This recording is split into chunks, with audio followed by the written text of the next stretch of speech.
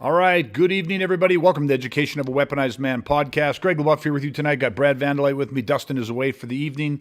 We'll see him back next week. So listen, again, welcome to the podcast. We're going to punch in today and go to work. And I labeled tonight's, this just kind of hit me. I'll explain it more as we go. But I labeled tonight's episode, Go Bag Skill Sets You Need to Survive a Violent Encounter. What just got me thinking about this is, of course, every now and then, you revisit your different emergency procedures. So just for those that may be not familiar with a go bag is obviously just a bag that is packed, always packed and ready with a key set of supplies that you may need to use in emergency when you have to vacate an area quickly.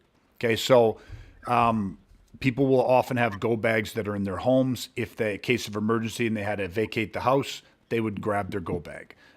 Some people have go bags in the vehicle. If you had to abandon your car for whatever reason, you would take the go bag. So go bags, generally speaking, is any type of situationally specific equipment that you might need that you keep at the ready. I was thinking about this and just kind of revisiting different go bags and things that I have in my home. And this is, again, for all different types of emergencies, natural disasters, breakdowns, all that type of stuff. Most people, if they're traveling in Alberta in the winter, in Canada, especially Alberta here, in the winter, you're driving long distances, you have some sort of a go bag, you pack some extra blankets, candles, things like that. Okay, that's what we're talking about. But I started just thinking about maybe what would be really helpful for a lot of people is to do an episode where we talk about certain go bag skill sets that individuals need to survive violent encounters. So my perspective of this, because of course, when we do these podcasts, Brad and Dustin have I don't tell you what we're going to do. We just kind of organically do it. I'm really thinking about the things that do not take a lot of training. And I think there's an important value in this for people that listen to this, that do train with us and have trained for many years, and people that, even if they don't train with us, but have developed a deep set of skill sets and knowledge, both soft skills and hard skills. I think it's just such a neat exercise to go through what you believe, and that's what we're going to share with you tonight, are some of the essential go bag skill sets you need. Because in most go bags, they're not deep. It's packed to long enough to allow you to survive over a short period of time, right? Obviously, a go bag's not going to sustain you for 6 months, a year, that kind of thing. It's going to get you through a short-term crisis. And that's the way that I wanted to approach tonight's podcast. What are the simple skill sets, both soft skills and hard skills, that people need to survive an imminent violent assault? Just short-term, bare bones, that kind of mindset. So that's what we're going to go with tonight. I think it's going to be really, really interesting to see what we come up with. I can't wait to share it with you guys. This will hopefully spark a lot of conversation and thought for you individually, and you can kind of make sure that your go bag for surviving violence is packed and at the ready. All right, so we're going to cut to the intro back in a few seconds, so we're going to go deep on the go bag. Every day I hear more stories of good people being brutally assaulted and murdered by some individual who has a repeat history of violent offenses, drug addiction, and mental health issues, who is free to walk the streets in the same city where I live, work, and where I am raising my 2 daughters. Well, I'm tired of screaming at the TV, and enough is enough. Throughout history, there have always been men willing to answer the call to the threats against our way of life. Well, today, that threat is right outside our doors, on our streets, in our neighborhoods, on our public transportation system, outside the places we work, and even outside of our children's schools. My new mission is to create and train a group of men that believe in the right to life and value the freedom a man has to protect his life, his family, and his property. I'm Greg LeBuff. Welcome to the Education of a Weaponized Man podcast. Okay.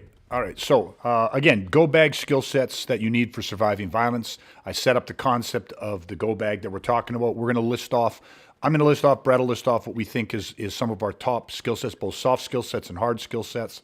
But Brad, what did you think off the intro setup alone? Just what are your initial thoughts on this topic? That's a loaded question.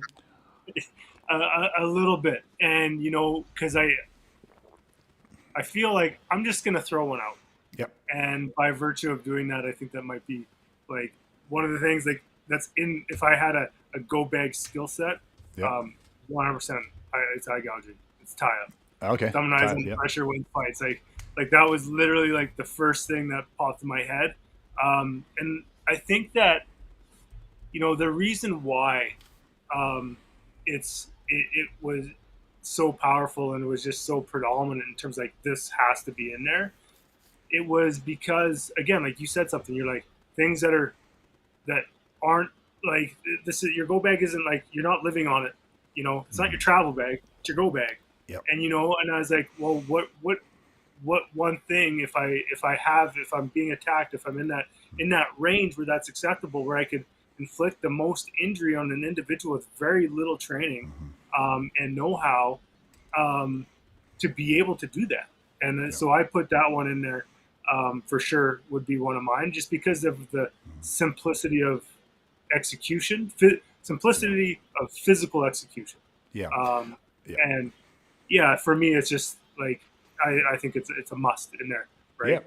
Well, again, like just so in case people aren't aware, but there's three ways that you can attack the eyes in close quarter when he's talking about eye gouging, and really two of them are really about very quickly relaying massive trauma injury because you don't want to hurt someone, you need to injure somebody when it is reasonable for you to believe your life, you're facing imminent grievous bodily harm or death, and from just 30 years of experience of doing this, it takes probably less than 5 minutes to teach somebody how to do the two primary ways that someone would clear out an eye cavity, and it takes them probably less than you know 60 minutes of training to hit a world class status at that. Like that's why that's in your bag, right? Is because you're Yeah, saying one of the easiest hard skill sets is learn how to clear the eye cavity on another human being.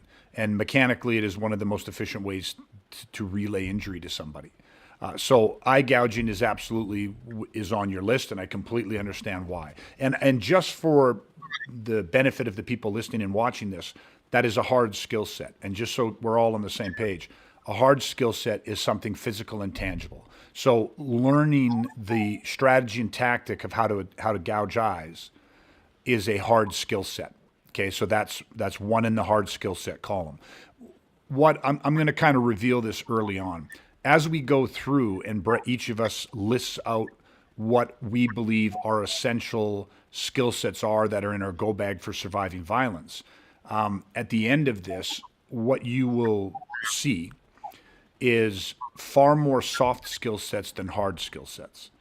Okay. And what does that mean? What are soft skill sets? They are the psychology, the perception, the intangibles, the attributes, these immutable principles. But again, there's an infinite amount of those, just like there's an infinite amount of hard skill sets. What are the most essential, in our opinion, that people need so that they are always kind of walking around with their, you know, go bag? Okay. Remember, this isn't a legitimate go bag that we're talking about building out. This is skill sets, soft and hard, that you need to survive violence. So Brad's first one was eye gouging. Okay, so and by the way, I think Brad, correct me if I'm wrong. We're not necessarily putting these in our order of importance. Like these are all equally important skill sets that you need to have in that bag. So yeah, because you may say one later, we're not going to argue about which is. It's just these are the things that we feel are the simplest, most efficient things that everyone needs to have. So eye gouging is one. My first one would be, well, it's two ways. I would say perception, but event horizons. So what an event horizon is, and so this is a soft skill set. I believe that fundamentally people need to understand what we call the bad guy blueprints, which just means, there is bad guys utilize a playbook. Okay, whether it's conscious to them or subconscious, they utilize a playbook. Meaning, we break down four different types of predators. Okay, there's actually five, but there's four primary ones that we're dealing with. Out of the four, they have a system for how they have and are and do successfully assault, rape, and murder people. So whether it's by conducting a home invasion, it's a road rage, it's a targeted assault on the street, what doesn't matter where, they're going to go through a system. So an event horizon, when you study criminality and you learn how these individuals operate, it is no different than watching game tape, right? So whether you play hockey or football, you spend many, many hours watching game tape. You watch how the other team, the plays that they're running, how they're scoring, the formations that they use, the defensive and offensive strategies. You study their plays so you know what to expect. This allows you on game day to be able to see small little indicators. So you start to see the formation that they start to set up or the play they start to run. And you can go into the future and accurately predict what the next scene is going to be. So scene one, that you see a couple indicators. Scene two, scene three, you're able to kind of go, I get where this is going, or at least I have a very, very educated guess, which more often than not proves to be successful. So it's a soft skill set, but again, it takes, I do what we call the bad guy blueprint lecture, and it takes me about an hour and 15 minutes to take somebody through all 4 blueprints and anchor it through video and different lecture points so that they now all of a sudden understand any type of attack that's ever going to happen anywhere in the world has to go through one of these 4 different plays. And the second you know it, you know it. So when you know it, now you're out somewhere riding the LRT, walking back to your car after a hockey game, coming out of a movie theater, sitting at a restaurant, and you start to see these early indicators. And so we know that the earlier that you can see something developing, that means the earlier you can take action, the more decisively you impact the outcome of that event. So for me, for sure, the average individual should have just enough training to understand an event horizon, to be able to create event horizons, to predict and recognize violent predatory behavior. So that was one of my first ones, and it's a soft skill set. Okay, so and Brad, anything that you want to add into what I just said, or anything else you want to throw downrange next? Yeah, what? Let me throw another one downrange, and I'm going to throw this down because Dustin's not here. I'm going to throw it down for him. Okay. But I'm just going to change one piece to it. Dustin's very big on routines, right? Yeah. And listening to you talk made me think of, like there's the event horizon, but it's like, then what are we doing? And so I kind of put my head as like, well, what are my survival routines? And that's something in your go bag, and it's like, how are you parking your car, right? Are you nosing in or are you backing in, right? You see something on event horizon. Have you already set yourself up the easiest possible way to egress that situation when the time needs to be, either before, during or after the situation? Yep. Did you park right by the door, or did you give yourself did you park farther away? I'm just going to do that one example because I think we get the idea, but it's like, Dustin's very big on routines. Since he's not here, I'll throw it downrange for him because I figured that he'd be be one of his. But I said the survival routine part of it, is tactically, how are we doing those things? How are we, again, you're at a hockey game. How are you standing in line? Those routines that you do naturally when you're out and projecting out into the world. So there's probably a lot, but I think that there's also people get the concept of it, right? Yeah, and I think I agree, Dustin. This would definitely be on Dustin's list. Some people would call this great situational awareness, but it's actually much deeper than that. And what I would say, and by the way, just survival routines is both a soft skill set that makes you a hard target. Is kind of what you're talking about, and it's always we did a podcast a while back where we titled it, don't add weight. Don't make it harder on yourself and easier on your attacker. Make it harder on your attacker and easier on yourself. Always strive to do less. So the simple example of always backing your car in versus nosing in is you do the work on the front end, right? Because somebody says, well, you got to back, in a case of emergency, to just jump in a vehicle and hit the gas and drive straight out is faster than having to reverse out. And people say, well, who gives a fucking emergency? You don't give a shit if you hit something or whatever and stuff. The point is, if you hit something, or it may impede you from leaving. When it's backed in and you go to drive out, you can see what the fuck's happening so that you don't cause damage to the vehicle. You don't get boxed in as easily, all this type of stuff.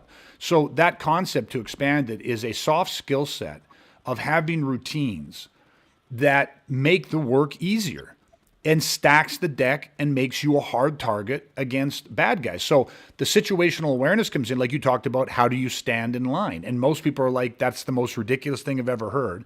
You waste time teaching people how to stand in a line, how to move through crowds, how to be in a crowd, all of these different things. Most men, if you ask them, like when they go to a restaurant where they like to sit, most men like to sit facing the room, meaning they want to have their back to a wall. They want to see the room. They want to be able to watch egresses and choke points and all kinds of different things, because it gives them advanced warning if something's happened. So that's part of really good routines. So a soft skill set of having these routines, but routines themselves are actionable, meaning they're hard skill sets, but they're soft skill sets that make you a much harder target. And I love that one. I think that one's really, really good. Matter of fact, one of my other soft skill sets that I have has some of those elements into it. So I'll leave it for a second, and I'll throw out one of my hard skill sets on my list. And I love the eye gouging, and I thought about that one myself a lot, and I'm grateful to have that in the arsenal. But I wrote down a tack light. And now a tack light / tactical pen / knife. The reason I went predominantly with a tactical light was because, again, in a theoretical go bag, or in our conceptual go bag, like you said earlier, Brad, we're not living off that. These aren't all the skill sets that we want to have. These are just what gets you out of a situation, a critical situation, in the short term.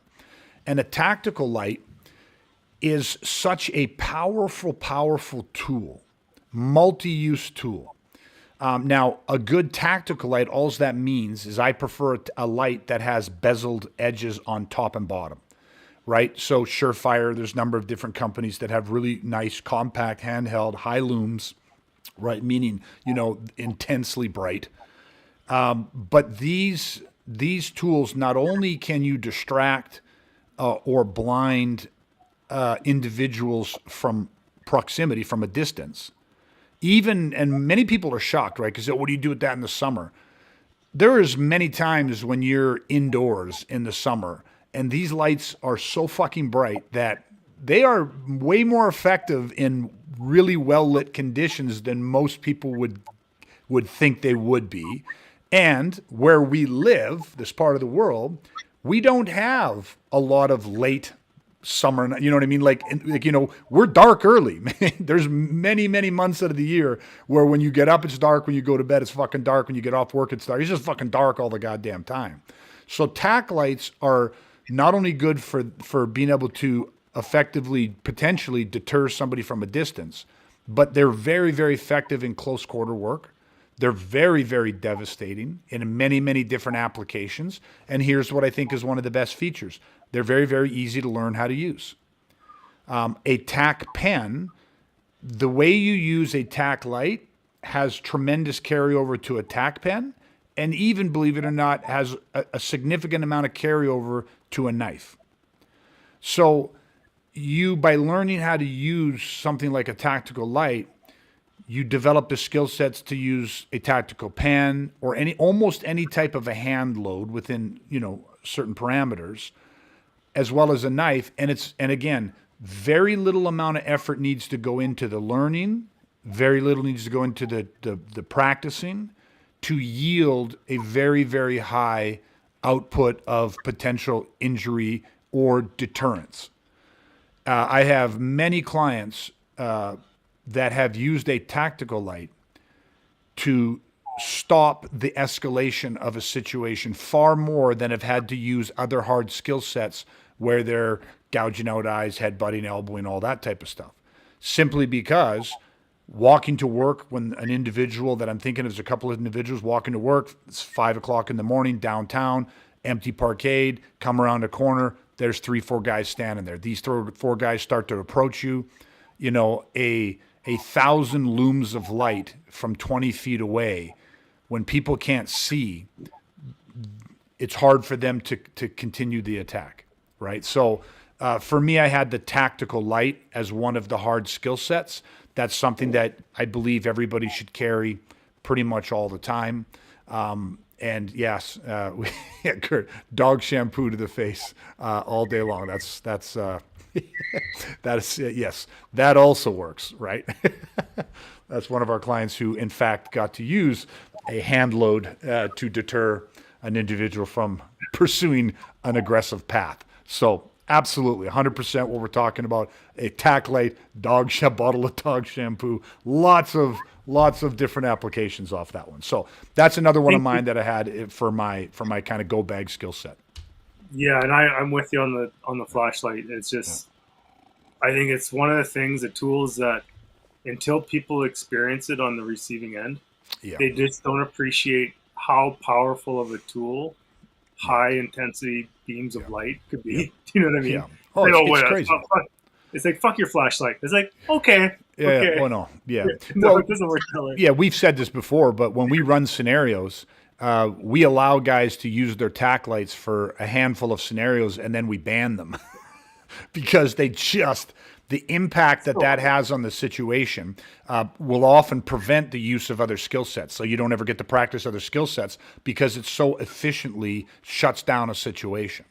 Right. So, and remember, I'm not like, obviously you need to buy the tactical light. It's a physical tool that you have to have. What I'm talking about in our go bag skill sets you need is the ability to use that tack light tactically, strategically. Okay. So it, again, takes very little training to be able to do that at a very efficient level. More training is better, but it does not take a lot of training to get to be, our whole thing is moving people from zero to formidable. It does not take much training to become formidable with that tool. And it's a flashlight. You can carry it and take it pretty much anywhere, right? I fly with my tack light, never had a problem, right? So it's a very, very easy tool to use. Okay, so what you have anything else, Brad, that you want to throw in next? Yeah, I'll take the next one. Inner control box. Oh, love that one. Love that. So, you know what? There is something that kind of popped in my head, even just thinking about, like what would be in there, So when I think of the inner control box, so inside the inner control box, and I kind of cheated, right? Because like there's 4 things in there, and I'm like, but I'm bringing them all, right? So I'm bringing them all. Right. So inside the inner control box, we have our tactical self-talk. We have our tactical arousal control techniques. We have our tactical performance imagery. And we also have our cognitive counter response training. Yeah. So without going into a lot of details, why I believe that this is such a powerful tool. Well, we know it is because if you can't regulate, you lose, right? If you can't control how your physiology, if you can't breathe into the situation, if you can't do any of those, if you have stinking thinking, if you're not telling yourself tactically what to do, if you don't know how to regulate your response, it's just game over. And why I think it's such a powerful tool, right? And is because everybody's like, oh yeah, but Greg, you can't gouge eyes every day. Well, yeah, you're right. Like there's a method that we could teach people. We've done the oranges and all that stuff, but that's out of the thing. It's like the inner control box, 100%, you could use that every single day of your life. You could be training that at at work. Something kind of is not going well, you could train it. You could train that your child's throwing a tantrum. This might be timely for me, but but you can train that. Yeah. So it's one of those things that it doesn't. It's one of those net time, right? Yep. I could be training that throughout my day. I don't need specific time. Now you want, like, if you got time, put specific time in going through that, learning more about it, and growing and developing it.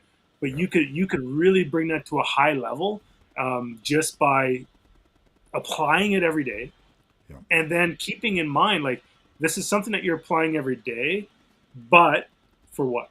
Like, what's the ultimate use case for the inner control box? Is facing violence. Facing violence. But you could everything applies to everybody's day-to-day life. And I think if more people had the inner control box, we'd probably have a lot happier people in this world. 100%. Yeah. And I'll love it because if we just broke it down to, again, the simplest thing takes the least amount of time to learn, but get the most effectiveness out of it is breathing. Like one of the fundamental things, like everything you're talking about. If you want improved self-talk in critical crisis situations, you got to breathe. If you want to have, if you're working your imagery and seeing yourself under stress, facing problems, working those through the problems, you have to be breathing while you're doing that. So combat breathing, autogenic breathing, 4-count breathing, they're all the same type of breathing, just different names. But if you just started by teaching people to breathe, that is an excellent one. And again, just a simple thing in crisis: breathe. If we regulate, we win. If we don't, we lose. Right? I absolutely love that one. I'm going to throw one of mine that I had because I didn't write inner control box, and the second you said it, I instantly regret it. Took it for granted that it's just there. But I'm going to throw this into that because it's part of it in a way. And one of mine was willingness to act. And because you can take that a lot of ways. At face value, people think, okay, the willingness to actually do something. It's great to have the bottle of dog shampoo in your hand, but you got to have the willingness to actually use that. It's great to have the tack light, got to have the willingness to use it. So yes, absolutely, you have to have the willingness to take a physical action, which for a lot of you people is very, very intimidating. And it's that intimidation is there because many people don't understand their legal rights. Many people are always like, we're conditioned from a very young age. We're afraid to get in trouble, right? Especially when you're a good person. You don't. When's the last time you were dealing with the police, or when's the last time you had to go through a court process or anything like that? From a very young age, we're terrified of being sent to the principal's office. Most of us, some kids I grew up with, seemed like that was their hobby, was to get sent to the principal's office. But you get the idea. So the willingness to act despite the fears that you have of repercussions. Most good people are afraid of getting into trouble, right? They doubt themselves. They need validation that, okay, yes, you can do something. Yes, now's the time. They're afraid of getting in trouble and they're afraid of getting it wrong. So the willingness to act, yes, the willingness to actually physically do something, but deeper than that is that when you participate in training, it doesn't take much to give people permission to defend themselves, like to work through that in your own mind and to make sure your values and your beliefs are in line so you don't have any conflicting values and beliefs, because that's what holds you back. So if you even fundamentally teach people what their legal rights are, and you teach them how to identify the threats that activate their legal rights, how to articulate that, how to identify that, those fears of the worry of prosecution and getting into trouble and all those different things, they dissipate tremendously. I'm not saying they go away completely, because the world's a fucked up place and it's not always fair. But the majority of people that get into trouble that are claiming self-defense couldn't explain to their best friend over beers the difference between an antisocially aggressive individual and an asocial predator. So somebody might break into your house, which is illegal, but they might not present an intent to harm. Doesn't mean you can't protect your property, doesn't mean you can't deal with them, but there's different levels of what you can and can't do versus somebody who breaks into your home who is exhibiting a clear intent to harm, or at least what is reasonable to believe is a clear intent to harm. It's different rights are activated, but you have to understand and be able to articulate, right? So the willingness to act doesn't take a lot of training to educate people and give them a sense of peace. And I think that goes into the regulating, because if you do not regulate your response, you're not reading it right. You're not going to see it for what it is. You can see a situation that's bad and see it for worse. And then at the end of the day, it wasn't what you thought it was. And not only that, it wasn't even reasonable for you to think it was. You lost control of your physiology, your psychology, and then you did things that you're just simply not entitled to do, okay? Or you're not justified in doing it. So I think that part of it is absolutely in there. And that, again, is a soft skill set that people have to learn. Okay, so anything else, or you want me to throw another one down? Yeah, no, I could throw one down because that actually led me into thinking Perfect. just about like mindset, and then because I had mindset, but I'm just like, well, what about it? What You know, specific? like Yeah. because there's a lot, and like even for me, like just with the example that I'm going to share, it's one specific part of mindset, and that's a doom on you mindset. And you know what? Why I wanted that in there because it makes me think of like, hey, what are we dealing with? We're dealing with violent criminal assault, and if you have a fuck you mindset, I don't want that in my inner control box. You know, that's Right. my personal self, and I know Yep. that, and I don't want that there. You know, I want the doom on you mindset because the doom on you mindset is going to make me think evil. It's going to make me think more cunning. It's going to make me look at the situation more tactfully. And it's like, how can I doom on you? Like, you know, and just really bringing that to the table. For me, the doom on you mindset, 100%, 100% wipes consent off the fucking table. Yeah. And I think it's an easy way to um, it's something that I want to have. I think people might not fully understand it. You might have to have a little bit of put a little bit of time into like what that mindset actually is and the because it has layers in my opinion. Um, For and sure. so like that's what I'd want to bring. And I think that it makes me stop doing so many things that I think that the personal self would actually want to do. Yeah, 100%. Because the doom on you mindset is not fuck you, let's fight. It's a I don't need to fight you. I need to win. So it Yeah. just comes down to like whatever I need to win. If I can remove myself, I remove myself. If I have to, destroy more of your objectives and cause you to quit, then great. If I like whatever just what do I need to do to survive this? Right? That's 100%. So having that doom on you mindset again, which is really what? It's a very simple skill. It's a change of perception. It's a perceptual shift. Well, that is again is a soft skill set that all it takes. It's like some of the most profound moments in my life have come with not through the hard physical training that I've done and that I was doing with my mentors and instructors at the time. It came in the lunches, the suppers, the sitting around having a beer afterwards. It came in the downtime. It came in those tailgate meetings, those campfire meetings. You know what I mean, where you're just sitting around and you're just talking. And in those moments, you have an aha moment and you have a behavioral shift. You have a perceptual switch. And that doom on you mindset, bad guys think evil.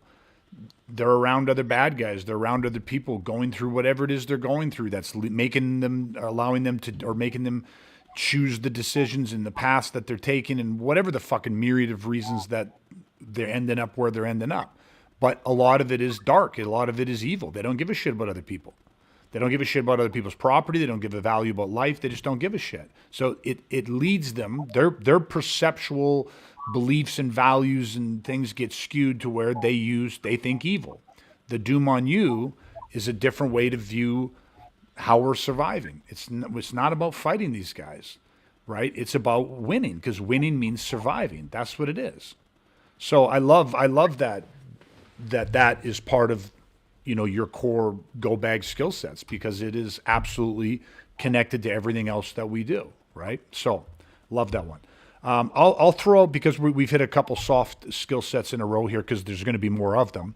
I'm going to throw out another hard skill set, and this is just a literal tangible skill set that you need to have.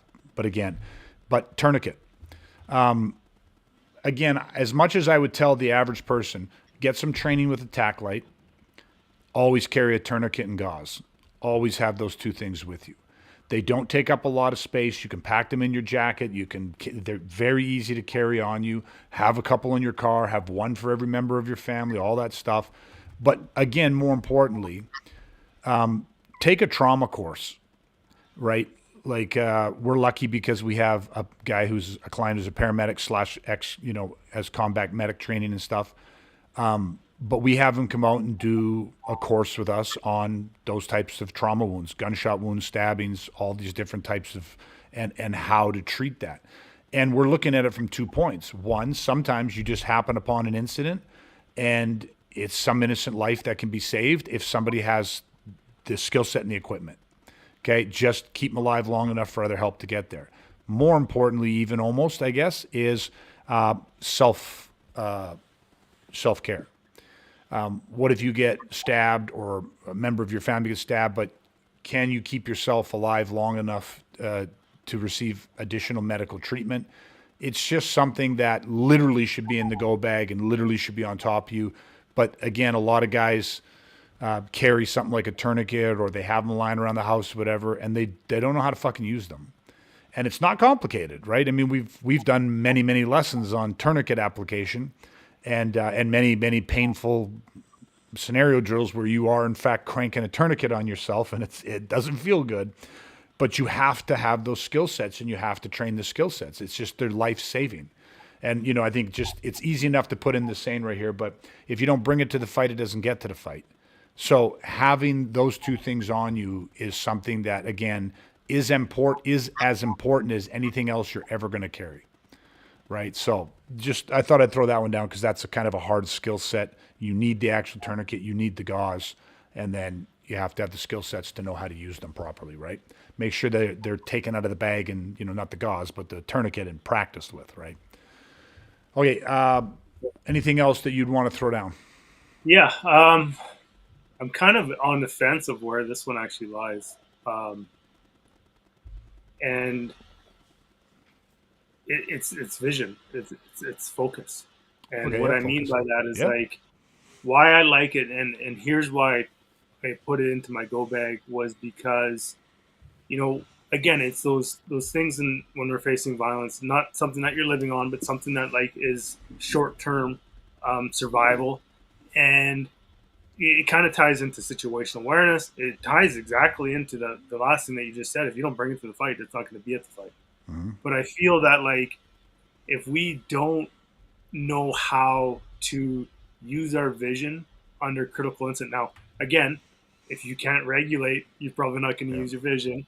There's so many things, so many layers here, but like it made me think of like, okay, let's say that I didn't have my tack light accessible or my knife accessible, but there was a fucking 2x4 or something that I was able to use to defend my life with. But if I'm not conditioned to be like again, part of that is even in the doom on you.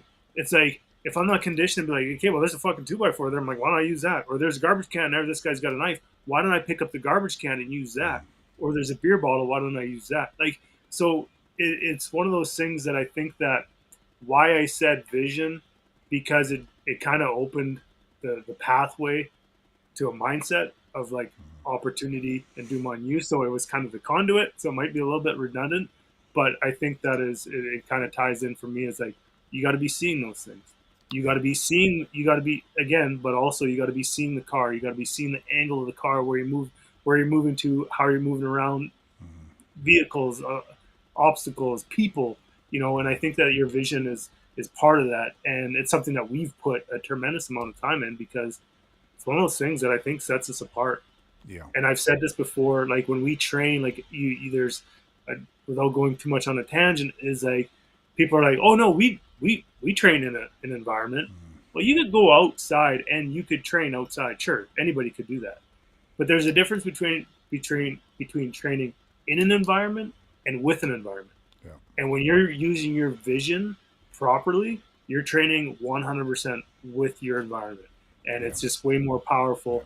And I know that there's so many things that we could touch on and to go with it, but I think that's the general concept. Oh, I love it. And I think if I can add anything to it, it would just because actually this week, a number of the privates that I've had the clients coming in, I'm at this portion in their development where we are bringing in training the vision and peripheral acuity. Many people don't understand what angle your head actually needs to be at. Like you'll hear these things where you're taught from your father when you're learning, he's teaching you how to box or something like that when you're a kid. Look at a man's chest, look at the man's shoulders, never look at the man's face, look through him, like whatever it is. Everyone's got this theory of where you look on your opponent. But when it comes to violence, what Brad's talking about is literally learning to train global vision, local vision, until you have the ability to utilize local vision. And that means training peripheral acuity. So again, there's a high level of how you can train this and that you can get to. But teaching someone how to use their vision, even a very basic way, will also prevent cognitive rubbernecking or cognitive fixation. Because when there's a threat, a guy carrying a machete or just his hand in his pocket where he's threatening to shoot you and he's got his hand in his pocket, that will want to pull all of your attention. You just get, stuck on that. And now you're not seeing all of these other things that you may need to see. Are there expedient weapons lying around? What are the flight paths of how you may be able to egress? All of those different things that Brad just talked about. So yeah, I really like the idea of your perceptual training, your visual training, developing the peripheral acuity, all of that stuff. Again, there's very, very high levels that you can take that to, but just getting people to the start line of where they should be looking. And like you said, look back at everything we talked about. The inner control box. If you can't regulate, if you're not breathing, you're going to get fixated.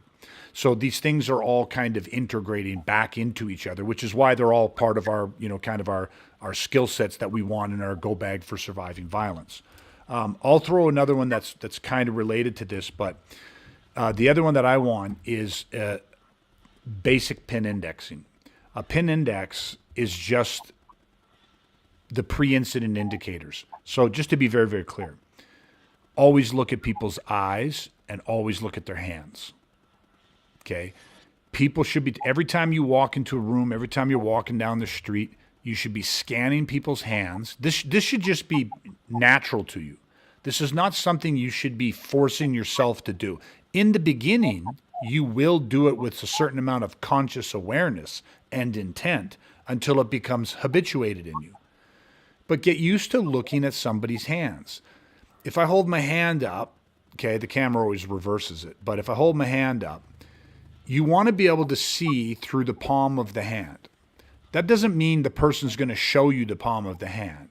But if my hand was hanging by my side, you can see my thumb and you can see through the palm of the hand. Of course, I'm sitting right now, so my hand would be down, but the point is, look at the hands.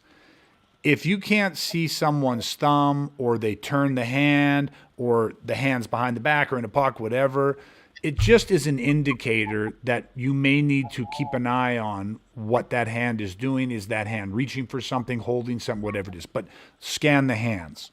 The eyes are big. But when we say look at somebody's eyes, what are you looking for?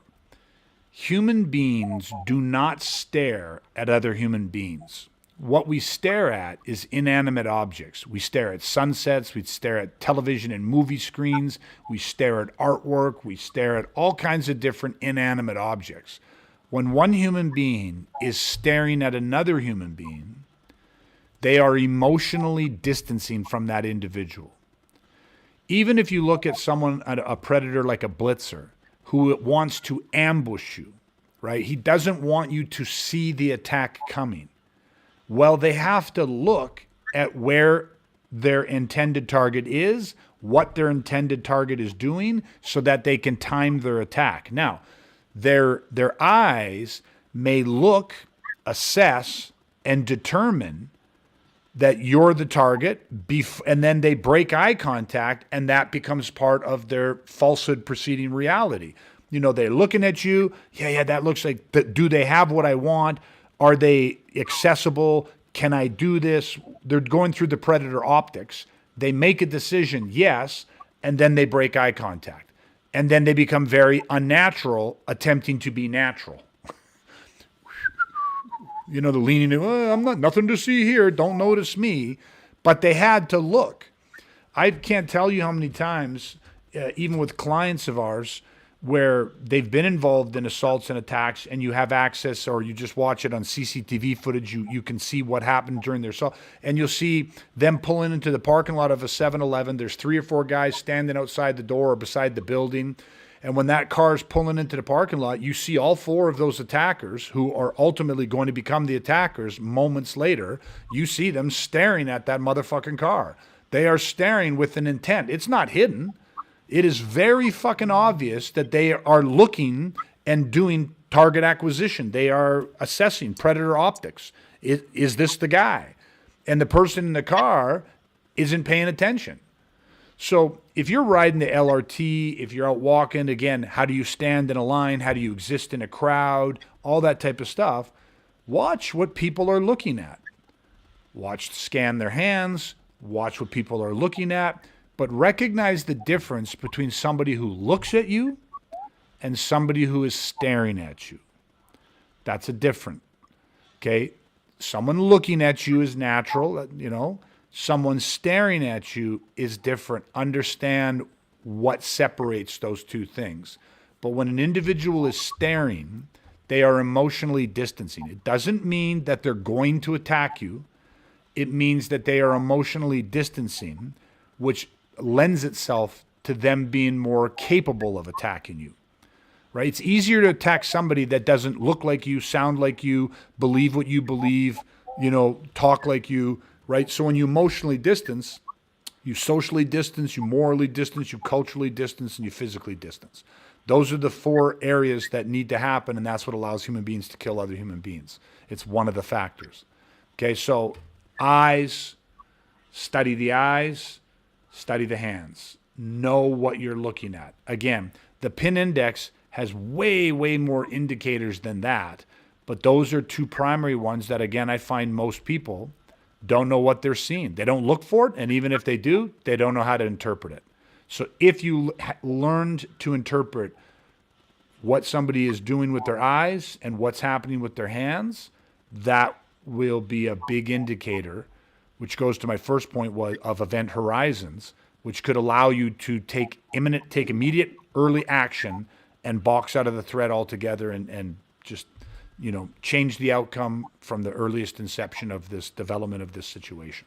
Okay, so the pin index, that's the one I had down for the pin index. There's a little bit more on there that I had, but I don't think we need to go too deep into that. We'll just keep it simple with that. All right, do you have anything else on your list that's there? I have a lot of stuff on my list. Okay, well, we're going to keep our go bag somewhat small, so what's one of the big ones? Here's one that I think that might be overlooked by some people. So I have it as a post-conflict protocol. Oh, nice, yeah. So, why I think it's important, because if we're talking about preparing and all these things, it's like, so we have the pre-conflict, we have the pins, we have all that stuff. We have the actual physical situation that might happen. And then it's like, but I think some people, they don't even think about, well, what happens after? Yeah. What do you do after the fact? So I think it's important to have in there, because it's like, you go to your car, you go home, what are you eating? What are you drinking? What are you doing? What are you writing down? What are you saying? What if you're getting stopped by the police? What if the police show up and now you have to articulate? What's your protocol to deal with the police? What's your protocol to deal with these after a critical incident situations that I don't think a lot of people out there put time in? Because they're like, oh yeah, we train you to kick some ass. Yeah. Okay, cool. But let's have the whole big picture here of what 100%. People might face. So I think for in the go bag, having a post protocol is important, because 100%. There's a lot of stuff too, especially when we understand physiology, we understand the sympathetic nervous system, we also understand the parasympathetic backlash that you get under combat stress. So you need to have a protocol for after a situation. Yeah. I think it's just necessary. There's so many elements to it. I think we could probably do a whole podcast on that. 100%. But that's what I would include for sure. Yeah, I actually had part of that down as well, because I had that everybody should have the number and the name of a lawyer that specifically specializes in criminal assault cases. Because at the end of the day, anytime that something happens, and now police or somebody shows up, whether it's during, after, on scene, or a day later, they come to your house. It's always, remember the day of the week, no matter what day of the week it happens, it's always shut the fuck up Friday. It's always shut the fuck up Friday. You don't say shit. You call a lawyer. The lawyer is the only person that represents your interest. Okay? It doesn't matter how clear a case of self-defense it is, or you think it is. It makes no fucking difference. Nobody represents you and has your best interest at heart other than your lawyer. And you want a qualified lawyer, right? Somebody who deals in these types of cases. Okay, now, I'll just say this. Sometimes you may not have access to a really good lawyer, money-wise, all this type of stuff. Even a fucking public defender, someone who's court-appointed, is still has to represent your best interest. You shut the fuck up until you talk to a lawyer. You can always upgrade your lawyer. It's better to have a lawyer that you, not that you necessarily know and all that stuff, because, I mean, we're not out there looking for trouble. We're not, what the fuck do we need lawyers for all the time? But at least do the research, do your due diligence, and have the name of a lawyer that deals with this type of stuff on hand. And that's part of what your post protocol would be, right? So that is absolutely a great component to the skill sets that we'd want in our go bag for violence. My last one I have a bunch more like you, but I'll do one more hard skill set. My hard skill sets were learning how to use and therefore carrying a tactical light, always having the tourniquet and gauze, right? It's just such a life-saving tool. And the third one that I had was being taught movement. And I don't mean footwork. Footwork's great. And this kind of ties into what you talked about, Brad, about your vision and perception, the ability to not get cognitively fixated. You can see if there's expedient weapons lying around. But movement, I mean that it does not take much, and you kind of hit on this as well, to teach someone how to use the environment as their ally instead of letting the environment become your enemy. And that's exactly what you hit on, right? Like looking at flight paths and stuff. But an assault takes place and there's a concrete planter there, those 2.5 foot high concrete planters. Now the damn thing, obviously you're never going to move the thing, this giant concrete planter filled with dirt with little tiny shrubs or bushes coming out of it. Thing's 12 feet long. You're either going to, in the heat of the moment, not even see that thing, trip over that thing, the attacker jumps over top of it and continues to beat the shit out of you, or you could potentially use that as a disconnect or a break, and now he's trying to chase you around this planter. Basically becomes a game of tag where he's got to try to wind his way through the park and catch you as you're leaping onto the slide and the swings and the monkey bars and all this kind of shit. The world is a giant fucking playground. There are so many elements in the environment that you don't need to fucking parkour your way through this shit, but you do need to understand how different pieces in the environment can be utilized strategically and tactically, and how to fight off at geometric angles. So that is the two. Again, movement is a lot of stuff. You can teach people footwork and triangle footwork and cross-step footwork and all these kinds of fancy things. And I wouldn't even call them that fancy, but they take more time and effort. But I've worked with guys that are in their 80s, and you say, listen, this guy's not fucking going to float like a butterfly and sting like a bee. This guy's 86 years old. But this guy can understand the environment, and he can be taught how to utilize geometric angles, even if it's predominantly as a deterrent to make himself a hard target. Right? Like it's simple things that, again, really aid in making you a much harder target, which often then just goes, you don't match the predator optics. That guy's going to be a little harder to attack. I'm not saying I couldn't do it. I'm not saying it's not possible. I'm just saying, look at the fucking dipshit standing next to him. Look at the guy walking next to him. That guy's a much easier target. Let's just fuck with him. Like, predators, violent criminals aren't looking for a fight. They sure as fuck aren't looking for a fair fight. They don't want a hard fight. They don't even want a moderately hard fight. They just want to victimize people. It's just so much easier to victimize people.